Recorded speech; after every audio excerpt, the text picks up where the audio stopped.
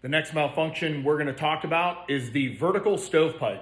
We're going to cover this in Handgun, and we're also going to cover it in the M4 as well. We're going to break down traditional techniques and why they're taught, and then we're going to break down modern techniques based on the way handguns have developed over a period of time, some pros and cons related to those as well.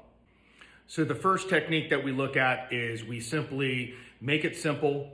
We say the moment in which I have a vertical stovepipe, I cap the magazine, I rack the slide, and then I bring the gun back up on target. That is one way to do it. Another way to physically target the shell casing itself. What I find is when I manually drop these things in here, they're really easy to clear. However, especially when we're running 1911s, Brown and high power, certain CZs, the older styles, when this slide is going back, the spring's job is to bring the slide in a forward position. So on this, it happens to be about 18.5 pounds. If you're running a 10 millimeter, it might even go up to 22 pounds holding everything forward. And what generally happens is steel bends brass, and it usually gets stuck somewhere over into the breech face area, or sometimes it gets caught on the barrel hood, and sometimes tap and rack, it's still there. So one of the other techniques that we would do would be more traditional on this, and that is with both hands on the gun right here, and I have to be careful when I'm running subcompacts. I bring the hand up, second knuckle comes right to where the casing is. Notice my hand never left the gun. I'm not swatting the casing. I'm actually leveraging the casing and putting the gun back in the battery. Now I may have to hit it and follow it up later, but the reality is if I do it correctly, we already have one in the chamber ready to go. It just didn't fully close. So I just got to get that remaining shell casing out of the way, and I target that by the second knuckle. Note my hand did not come off the gun, and I swiped the top of the casing. This leads into cut hands, which case, who cares? Cut hand over a bullet wound is going to be much better in my book. However, we don't need to worry about that, and the technique sucks when we're swatting at it. We want the hand to come up, make contact with the shell casing, and its second knuckle. And what we're really doing, if you think about it, is we're prying it back off the breech face. Now, could I pry it forward off the barrel? I could, but then my hand's gonna end up in front of the barrel and the gun's gonna be seated back into a loaded position. So probably not a wise move to do, which is why years upon years ago, it was taught, target the shell casing, bring it back towards the shooter so that the gun can go back in a battery and you can safely still have all your digits.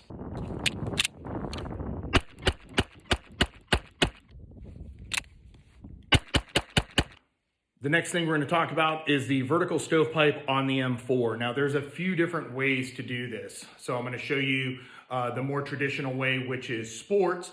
And that is I bring the gun up, I go to fire, gun doesn't fire, I get that click. So I slap, I pull, I observe as I release, and then of course I would tap and then shoot. So that would be taking a vertical stovepipe and utilizing sports in order to clear this particular malfunction. Now, the next way we can do it would be once I bring the gun up and it goes click, I bring this gun in, I push pull, I wrap and observe at the exact same time, and then of course I shoulder the gun. So that would be another way in which to do it. When we get into sometimes certain malfunctions, and of course I keep laying these in here, so I keep dropping this in here.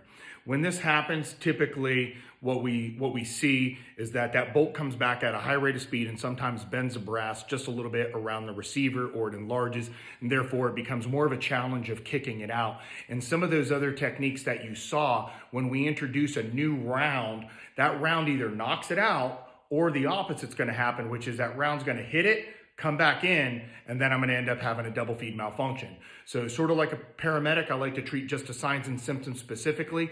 So one way in order to do this that's going to differ from the other two that you just saw is once I get that click, I bring the gun in. I form an L with my hand right here. This first knuckle is what I'm utilizing to target the shell casing. I drive forward, charge the gun, and then bring the gun back up and to shoot.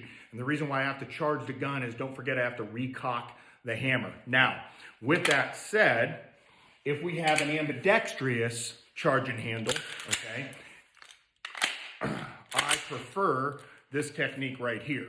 You don't have to, You can have a single-sided charging handle. You'll just have to be a little bit more creative in how you attack it. So nevertheless, once I'm up here, I fire, showcasing forward, charge, and I'm back on the gun. And that's what I like to do.